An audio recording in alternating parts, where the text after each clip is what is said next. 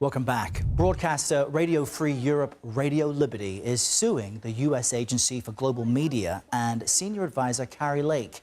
It's looking for a restraining order to restore its U.S. government funding.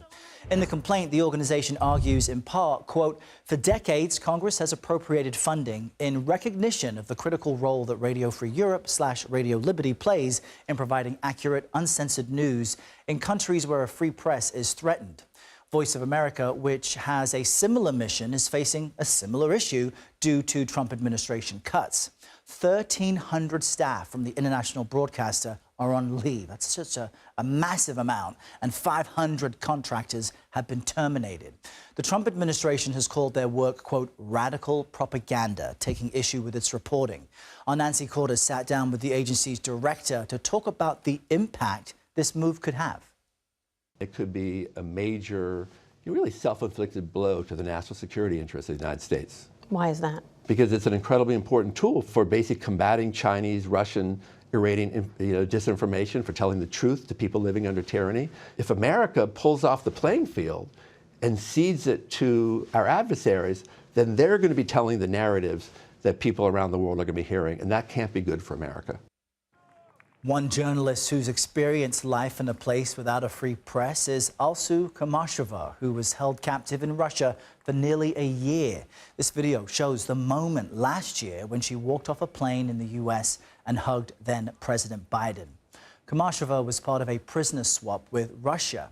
And Alsu Kurmasheva joins us now from Prague. She's a press freedom advocate for Radio Free Europe, Radio Liberty. Thank you so much for joining us today. I want to just get from your experience an analysis of the impact an outlet like Voice of America or Radio Free Europe has on people's lives overseas. Thank you for having me again. I'm happy to talk about what's happening now in Russia or Iran. You know, even at the rumors of ending our operations, they have been celebrating propaganda news channels. They have been celebrating and that we are dismantling, ending our operations ourselves. And this is what they've been doing for decades. They've been caressing our journalists. I spent 288 days in horrific conditions in Russian prison, just calling the war and just reporting on casualties. Nobody, according to Russian propaganda, nobody's dying at the war, and it's not the war anymore. So in soccer and hockey terms, it's like would be an own goal.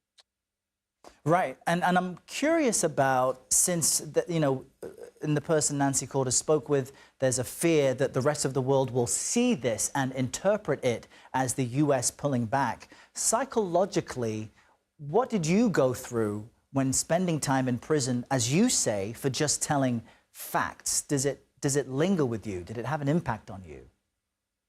It has been a surprise that I was imprisoned. You know, our journalists have been harassed in many countries because Radio Free Europe brings important, vital information to the audiences, to the countries where information is blocked or censored or very limited.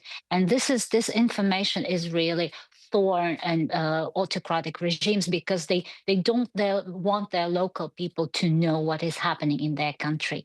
And that kind of information we bring, it helps people to take informative and very important decisions. And let's for a minute not talk about Russians or Ukrainians or Iranians here. They trust us.